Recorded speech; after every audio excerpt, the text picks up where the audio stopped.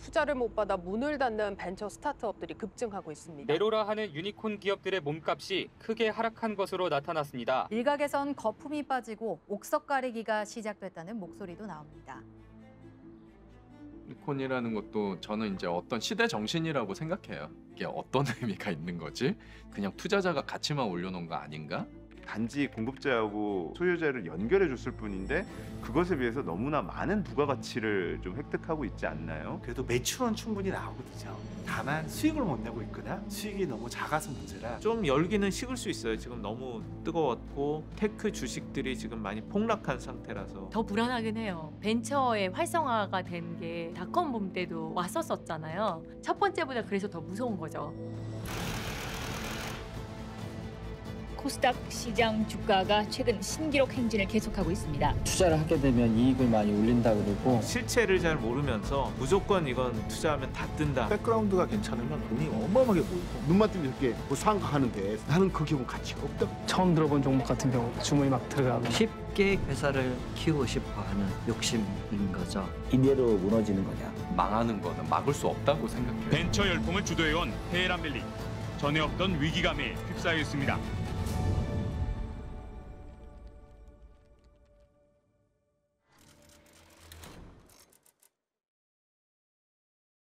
97년도에 저는 1월에 창업을 했거든요. IMF가 한 연말에 왔기 때문에 IMF 올 줄 모르고 창업을 했었고요. IMF 올 줄 알았으면 아마 안 했을지도 몰랐어요. 근데 그걸 예측하지 못했기 때문에 덜컥 이제 창업을 했었죠. 1997년. As you see, the three multilateral institutions intend to provide $35 billion in support, in immediate support within the procedures and policies to the program of Korea. 닷컴 열풍이 불기 전이었고 그러니까 일종의 폭풍 전야와 같은 조용함이 있었는데 저는 이제 기술 세계에 있었기 때문에 이 폭풍이 올 거라고는 전 믿었었습니다.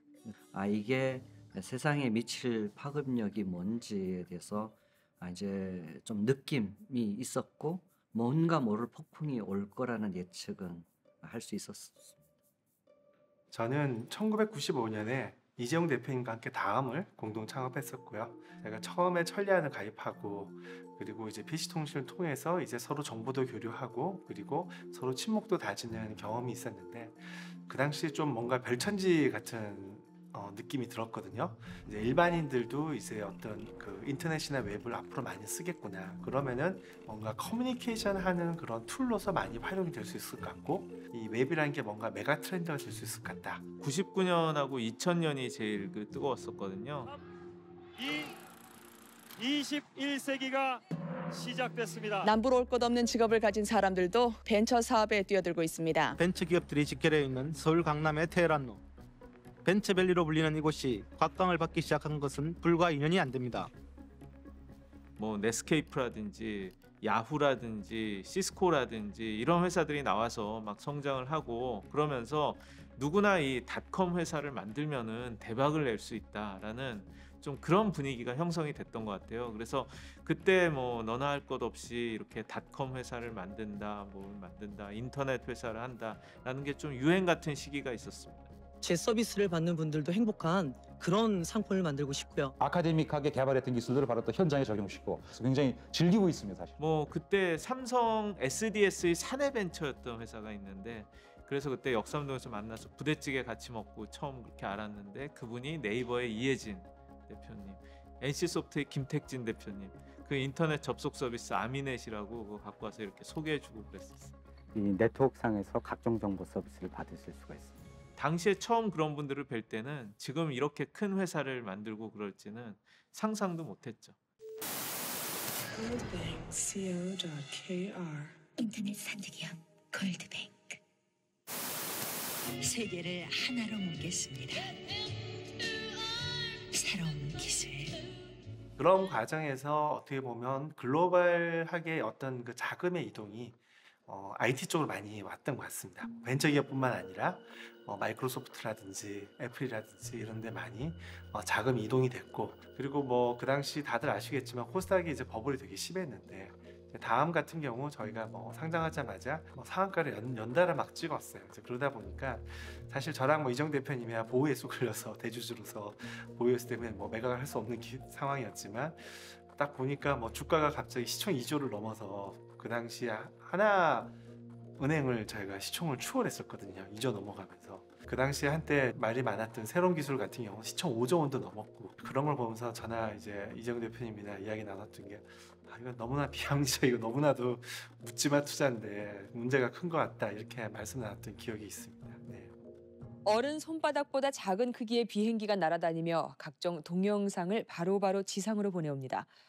대부분의 사람들이 저만한 비행기가 날 수 없을 거라고 생각했는데, 저도 그때 창업을 했다 보니까 주변에 이제 창업한 동료들, 선후배들, 그런 대표들을 하고 네트워크를 이제 또 형성하는 자리도 있고, 그러다 보니까 많이 만났었던 것 같아요. 근데 인터넷 비즈니스 하시는 분들은 너도나도 할 거 없이 정말 갑자기 같이 창업해서 직원이 서너 명이었는데 직원이 갑자기 60명이 돼 있고, 몇 달 만에 그런 것들을 목격을 했거든요. 되게 많은 회사들이 그랬었던 것 같아요.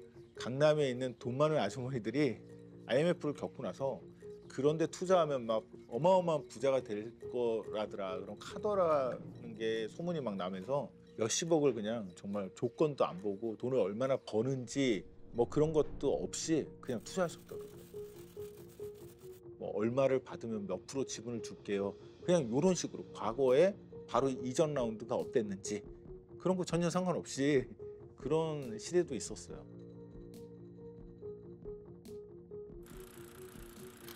(98년) (99년에) 이제 에크론이라는 회사를 창업을 해서 우리 뭐 할까 이런 부품 그냥 막연하게 꿈만 갖고 이제 창업을 준비하던 때였는데, 이제 학교 막 졸업하던 이제 그런 학생들이었으니까요. 근데 이제 누가 사무실 문을 이제 노크라고 찾아오시더라고요. 서울에 있는 어떤 개인 투자자인데 투자를 하고 싶다. 그러면서 이제 우리가 어떤 사람들인지 대충 좀 파악하시더니 사업계획서를 달라 하시더라고요. 그래서 사업계획서를 아무것도 없는 상태에서 이틀 만에 준비를 해서 4장짜리를 드렸어요.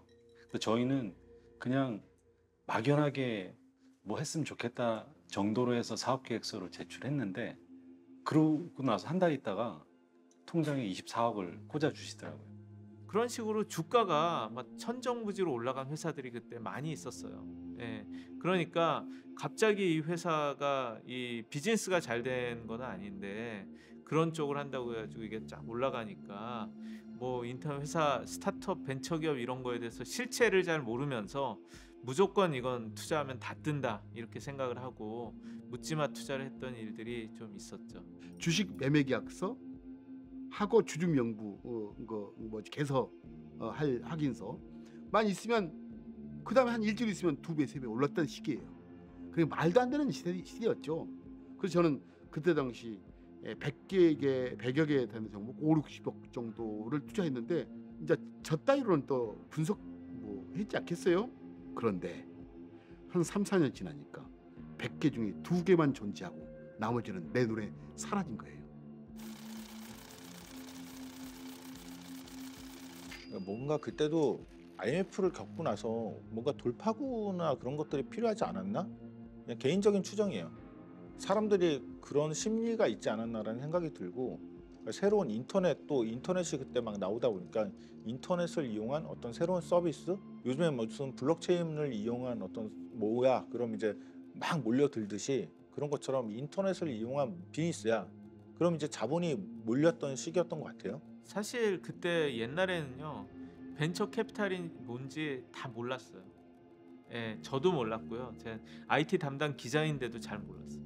투자를 받는다는 게 어떤 의미인지 그걸 다 모르고, 투자 계약서를 주는데 이게 도대체 무슨 뜻인지도 모르겠고, 그래서 잘 알지도 못하는 상태에서 그냥 사인했다가 나중에 상환 요청 온다든지 연대 보증이 들어가 있다든지 이런 일들이 옛날에는 좀 있었으니까 그것 때문에 뭐 굉장히 패가 망신하고 그런 거 아니냐 이런 두려움이 있고 또 벤처 캐피탈에 대해서 뭐 고리대금 업자 아니야 뭐 이런 식으로 생각하는 그런 사람들도 꽤 많이 있었던 것 같아요. 그래서 투자자에 대한 그런 인식 자체가 좋지 않았다.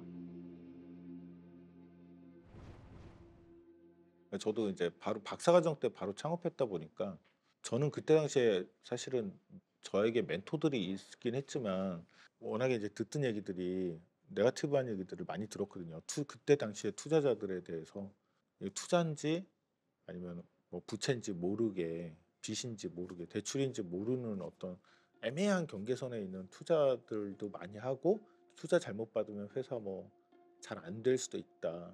제가 처음 회사를 할 때 가장 크게 했던 실수 중에 하나가 투자 계약서를 좀 아주 그 독소 조항이 많은 계약을 이제 체결을 하는 바람에 투자를 받고 3년이 지나서 회수가 안 되면 이해관계자인 대표가 다 개인적으로 배상을 한다.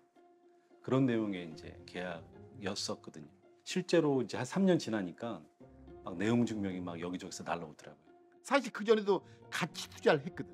같이 투자를 했는데 사실 스타트업에 재무제표도 없는데 무슨 가치가 있어? 스타트업의 끝단은 결국은 리더를 믿는 것이다. 그러면서 동시에 그때 당시 수많은 도덕적 해에 빠졌던 그 경영자들을 속으로 질타했지. 그 사실은 저희랑 일했던 직원 중에 사실 회사 내에서는 그렇게 좋은 평가 받지 못했던 친구였는데 이제 나가서 사업 계획서 만들고 뭐 한 6개월 이내에 수십억 원 투자받고 뭐 BMW를 몰고 다닌다 이런 얘기를 들었는데 결국은 뭐 금방 그 어려워져서 문을 닫았다는 얘기는 제가 듣긴 했습니다. 근데 주변에 그런 그 열풍에 그 편승해서 많은 창업자들이 생겼고 또 거기에 또 모르고 투자했던 많은 분들이 또 어려움을 겪기도 하는 걸 봤어요. 그 당시엔 좀 너무 과열됐던 시기였다고 할 수 있겠습니다. 그때는 약간 그게 경쟁인 분위기도 분명히 있었던 것 같아요.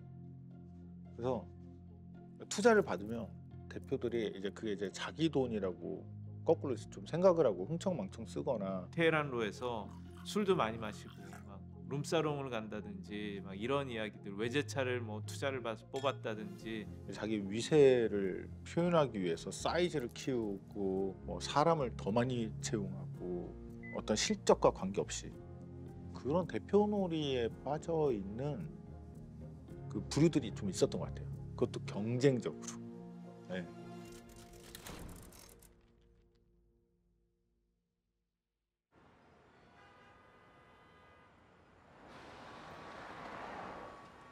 이 모든 거에서 가장 먼저 사실 생각할 거는 저는 제 1차 벤처 붐이 몰락에 포커스를 두고 싶진 않아요. 이제 몰락이라고 말하는 건 결국 아까 그 전체에서는 코스닥이 몰락을 하고 그리고 그러면서 막 무슨 게이트 하면서 사실 되게 많은 비리와 이런 것들로 막 점철되고 신용불량자로 되면서 사실 많은 사람들이 또 되게 힘들어졌었기 때문에 몰락이란 단어 왜냐면 꺼졌기 때문에 붐이 꺼졌기 때문에 몰락이라고 생각을 하는 것 같아요. 결과적으로는 저는 거기서도 우리는 얻는 게 있었다. 다음만 보더라도 수익 모델이 느껴왔던 거지 어떤 서비스의 트래픽 자체는 진짜 급성장을 했거든요. 어떻게 보면 전국민 뭐 한메일은 전국민이 쓰는 무료 웹메일 서비스였고 그래도 기본적으로 그때 그 인터넷이나 웹 기술의 혁신이라는 것 자체가 현재까지도 계속 진행 중이고 그때 살아남은 기업들은 그때 또 이제 닷컴 버블보다 훨씬 더 기업 가치도 커졌거든요. 전 세계 이렇게 불어닥친 인터넷 붐에서 그런 어떤 그 새로운 회사들이 나와서 세대 교체가 좀 되어줬어야 되는데 결국은 뭐 구글이 다 석권을 하고 애플이 다 석권을 뭐 이런 식이 됐잖아요. 근데 한국은 정말 전 다행하다고 생각이 되는 게 네이버가 검색 쪽에서의 그런 쪽을 단단하게 검색 포털에서 그걸 만들었고 한게임이라든지 뭐 넥슨이라든지 NC소프트라든지 뭐 그런 회사들이 또 한 게임 산업의 영역을 만들어서 굉장히 탄탄한 게임 강국을 만들었고 해외 기업들이 들어와서 이렇게 자리 잡고 그 우리 시장을 다 가져가지 않게 그리고 더 한국인한테 맞는 그런 서비스를 만들고 새로운 산업을 창출을 하고 그리고 그 영역에서 한국의 인재들이 많이 나와서 이렇게 클 수 있도록 하는 그런 중요한 토양 역할을 했다라고 생각을 합니다. 그러니까 제 1차 벤처붐에서 결국 나온 기업들이 너무 좋은 기업들이 많고 그 기업들 때문에 결국 다시 이제 벤처 2세대 이런 기업들이 탄생했다고 생각하거든요. 그 기업들이 쫙 밑반을 깔아줬기 때문에 그 다음에 2012년에 또 다시 또 스타트업 붐이 생기고 결국은 모바일 시대가 오면서 쫙 또 이제 스타트업이 오기 시작했잖아요.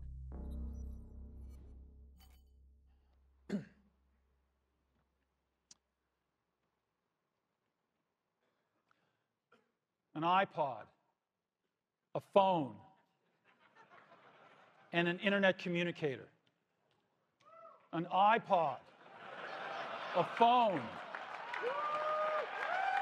Are you getting it? These are not 3 separate devices. This is one device.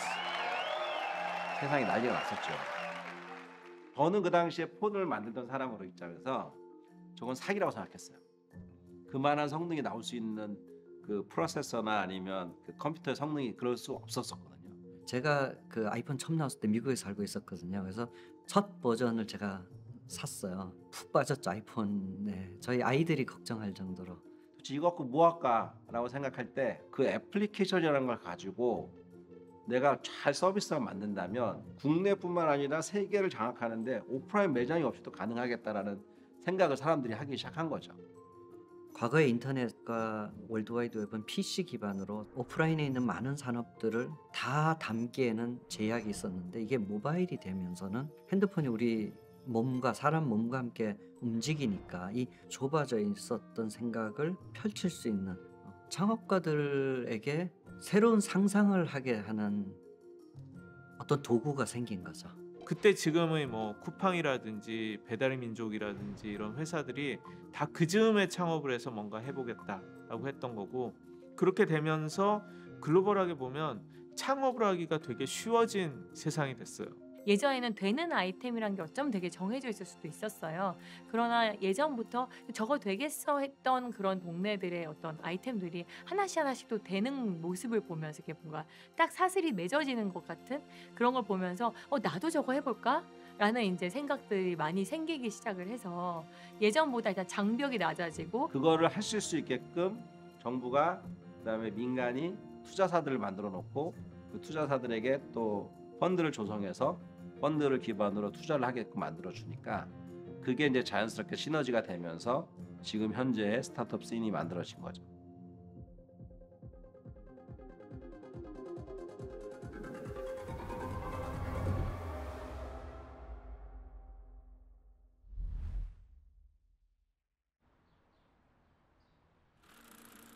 처음에 이제 시간대별로 말씀을 드리면 NC소프트에서 일을 했었습니다. 거기서 한 2, 3년 정도 게임 업계에서 경험을 쌓고 그때 또 약간 그 2000년대 초반이었는데 벤처 약간 붐이었어요. 그래서 어떻게 하면 저도 약간 그 벤처 업계에서 일을 할 수 있지는 않을까라는 생각을 했었고 그 과정에서 이제 그 이후에 벤처 캐피탈이라는 회사 업종에서 투자 심사역으로 이제 근무를 하다가 창업을 하게 됐습니다. 제가 한 6년 정도 컨설팅에 있었어요. 그때 주로 IT 업계를 중심으로 해서 신사업 성장이라든지 아니면은 디지털 트랜스포메이션을 주제로 많은 기업들을 컨설팅했는데요. 어느 날 그런 생각이 들더라고요. 세상에 이렇게 기업들이 문제가 이렇게 많고 돈을 주려고 난리인데 나를 위한 문제 하나 정도는 없을까라고 생각을 하고 그냥 무작정 뛰쳐나왔어요. 그래서 주변에서 되게 많이 물어봤어요. 너 나가서 뭐 하려고? 근데 딱히 할 말이 없더라고요. 나도 왜 나가지? 근데 하나쯤은 있을 것 같아 라고 그래서 나온 것 같아요.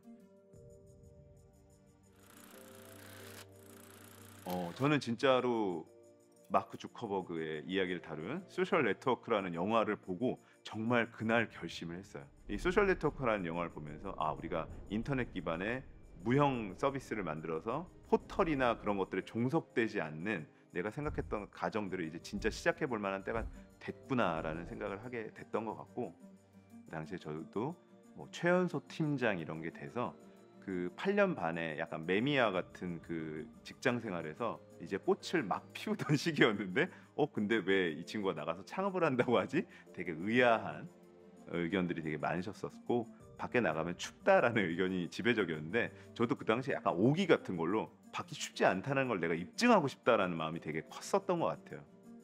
그래서 시작하게 된 아이템은 이제 포스트 딜이라는 그 상거래 어떤 플랫폼을 만들어서 시작을 했습니다. 뭐 소위 말해서 예전에 뭐 나폴레옹 그 유머 있잖아요. 산에 올라갔는데 이 산이 아닌가벼 하고 이제 그러면 내려오는 것부터 출발해야 되거든요. 내려왔다 다시 올라가야 되니까. 그리고 다음번에 올라갈 때 굉장히 질문들이 많죠.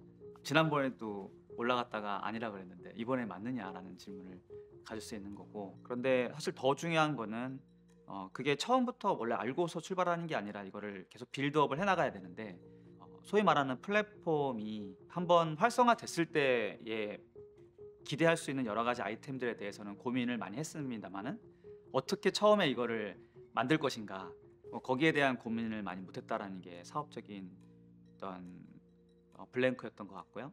처음에는 제가 모든 일을 잘 해낼 수 있을 거라고 생각을 했어요. 그래서 사람도 채용하고 외주도 주고 그 외주도 관리하고 마케팅도 직접 하고 세일즈도 직접 하고 그랬던 거죠. 아무런 매출이 없는 상황에서 제품이 나오지 않은 상황에서 거의 8개월 동안 1억 원 정도를 쓴 것 같습니다. 그리고 나서 딱 깨달았죠. 돈이 다 떨어졌다. 네, 정말 거짓말같이 이게 바보같이 들리는데 돈을 하나하나 필요한 곳에 쓰다 보니까 8개월 만에 퇴직금 1억 원을 다 쓴 거예요. 네. 그래서 그때 느꼈던 게 사람들이 이래서 다 망하는구나.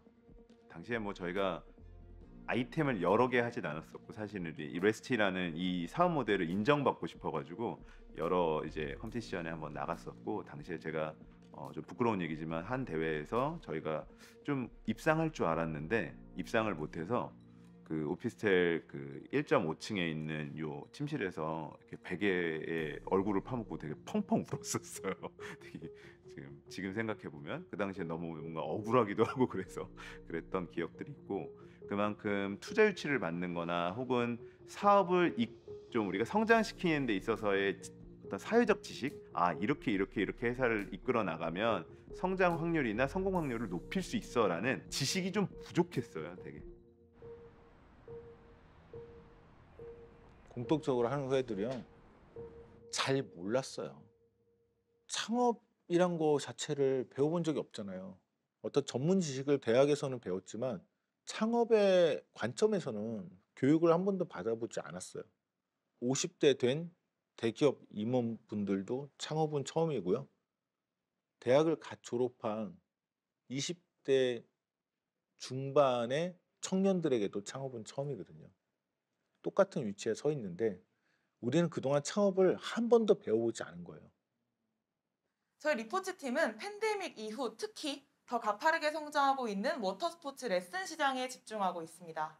운동선수 출신의 대표자를 포함해서 모든 핵심 인력이 함께 인하우스 내에서 프로덕트를 개발합니다. 어떤 전문성을 갖고 어떻게 유저 익스피리언스를 주나를 여기에 설명을 잘해야 되는데 그게 조금 딜리버리가 덜 된 느낌? 고객의 입장에서 사용자 경험 시나리오가 있으면 좋을 것 같아요. 아마 창업을 해보신 분들은 많이 알 텐데 처음에 도와주는 게 되게 의미 있고 효과적이라는 거 알거든요. 왜냐하면 자기도 그때 되게 도움이 많이 필요했으니까. 그래서 엑셀러레이터 보시면은 다 창업가들이 많이 시작했어요. 그래서 그게 자본 쪽에서 접근했다기보다는 스타트업을 경험하신 분들이 그 경험을 가지고 시작한 경우가 대부분이에요.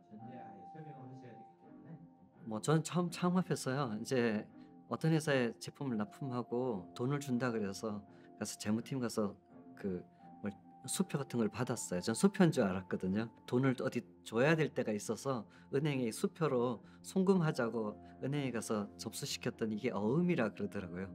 수표와 어음도 제가 구분할 줄 몰랄 정도로 너무 사업을 하는 데 있어 아주 기본적인 요소들, 정말 너무 기본적인 것들을 몰라서 어려움이 많이 겪었었습니다. 근데 처음 창업하는 사람들은 다 그런 것 같아요. 지금은 생태계가 성숙해지면서 어떤 창업이라는 거에 대한 우리가 한 번도 배워보지 못한 어떤 경험에 대한 비대칭 정보도 굉장히 많이 희석이 됐어요. 그 전에는 창업과 투자의 간극은 되게 멀었어요. 왜냐하면 창업해서 잘 될 수 있을 것 같은 거를 보여줘야지 VC들에게 투자를 받을 수 있었던 것 같거든요. VC들이 그 당시에는 굉장히 초기에는 관심이 없었어요. 왜냐하면은 뭐 그거는 됐고 이제 시장에서 좀 검증이 된 다음에 와. 뭐 이 죽음의 계곡은 뭐 너희가 알아서 할 일이야. 그다음 숫자가 뭐가 나오면 그때 우리가 좀 관심 가질게라는 게 그들의 시각이었어요. 지금 시대의 투자자들, 특히 엑셀러레이터들은 많은 경우 본인이 창업을 했던 사람들이 그 창업하고 그것을 매각한 자금 가지고 후배 창업을 돕는 정신으로 엑셀러레이트 하는 분들이 많거든요. 그런 점에서는 과거의 벤처캐피탈과는 좀 다른 속성의 일종의 투자자 종족들이 생겼다 이렇게 저는 생각을 하고요. 투자자들 같은 경우에도 이제 예전에는 예를 들어서 한 100개 수렴했었거든요. 근데 지금은 엑셀레이터도 많이 생기고 그리고 엔젤도 지금 너무 많아요. 그래서 사실 지금 엔젤 라운드만 해도 막 저희랑 붙을 때도 있거든요. 그래서 좀 더 어떻게 하면 우린 잘할 수 있지 고민하다 보니까 그 모든 게 이제 스타트업한테 갈 거고 대기업들 관점에서는 이제 저희가 10년 전에 투자했던 것들이 유니콘이 나오기 시작하면서 대기업을 위협하기도 하잖아요. 비상장일 때 1조를 넘는다는 거는 어떻게 보면 더 성장할 여지가 있다라는 것도 있는 거잖아요. 지금까지 투자를 받았는데 아직도 더 성장을 할 게 남아 있다고? 뭐 1조가 됐는데도 아직도 남아 있다고? 이런 거는 굉장히 무서운 거죠, 실은. 긍정적이면서도 좀 무서운 거죠.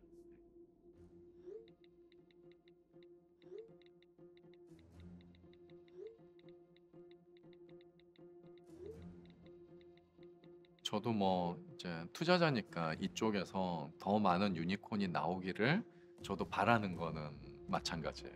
근데 방금 그런 것들을 많은 분들이 또 이렇게 질문을 던지죠. 이게 어떤 의미가 있는 거지? 진짜 우리가 뭐 예를 들면 정부에서도 유니콘 개수 계속 늘려야 된다. 뭐 그걸 이제 생태계 어떤 성장으로 보는 견해도 있잖아요. 근데 그게 맞나? 아까 뭐 그냥 투자자가 가치만 올려놓은 거 아닌가? 최근에 이제 아마 많은 이제 그 의구심을 품는 것이 뭐 예를 들면 새벽 배송을 하는 것 혹은 뭐 이길 배송을 하는 것의 가치가 저 정도인가요? 저 앱을 만들고 저런 물류 체계를 갖추는 게 그 정도의 가치가 있나요?라는 질문들이 아마 되게 많은 것 같아요. 그리고 플랫폼 그냥 하나의 단계로서 존재하고 단지 공급자하고 이제 소유자를 연결해 줬을 뿐인데 그것에 비해서 너무나 많은 부가가치를 좀 획득하고 있지 않나요? 이런 반문들이 있는데 사실 그렇게 따지면 네이버도 플랫폼이고 구글도 플랫폼이에요. 그리고 그것이 제공하는 것은 사실은 가치 제공 차원에서는 저는 그렇게 크게 다르진 않다고 생각해요. 어떤 한 투자자한테만 투자를 받아갖고 유니콘이 되는 거는 쉽지가 않잖아요. 그 창업자가 꾸는 꿈과 제품과 만들어내는 게 그 정도의 가치가 된다라고 수많은 투자자들이 사실은 프로페셔널한 투자자들이 인정을 하고 그 가치에 그 돈을 투자를 한 거기 때문에 이게 주식시장에 상장은 안 되어 있지만 어느 정도의 그 가치는 인정받은 거라고 할 수가 있죠. 지금 유니콘이 된 회사들을 보면 매우 다양한 영역에서 이제 자리를 잡아서 굉장히 그 보편화되고 있다. 이 그 신경제가 보편화되고 있다. 기존의 산업을 대체할 가능성이 보인다.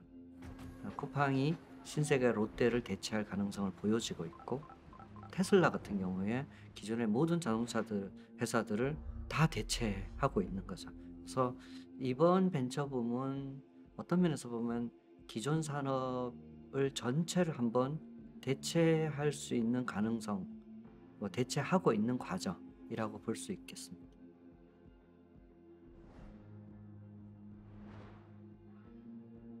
현재의 주가가 그렇게 대단치는 않다라고 이렇게 얘기할 수 있지만 이건 모든 건 상대적인 것이니까요. 사실 쿠팡이 상장하기 전에는 쿠팡에 몇 조 가치라도 있느냐라고 많이들 반문을 했잖아요. 예. 10조 가치 이상 뭐 그런 건 많이 상상도 못 하고 왜냐하면 한국에 뭐 롯데쇼핑이라든지 신세계라든지 많은 이런 유통 공룡들이 있지만 그 회사들의 시장 가치가 상장 가치가 시총이 불과 몇 조밖에 다 안 된다고요. 커봐야 뭐 한 4, 5조 이런 건데 어쨌든 미국의 뉴욕 증시에 상장을 해서 지금 수십조 가치 회사가 된 거는 명백한 팩트잖아요. 주가는 원래 떨어졌다 올랐다 하는 게 주가이고요. 아마존도 똑같았어요. 근데 그때 산 사람들은 지금 엄청난 이익을 내고 있을 거라고 생각하고요. 지금 가격은 상장할 때 높았다고 말했던 그 가격하고는 잽이 안 될 만큼의 지금 밸류를 갖고 있거든요. 근데 그 주변에 보면 본질적 가치를 안 갖고 있는데 이제 높은 밸류를 받은 회사들이 섞여 있으니까 그건 거품이라고 볼 수 있죠. 버블이 있고요. 근데 저는 이 버블이 10년 동안 매년 버블이라고 해왔던 것 같아요.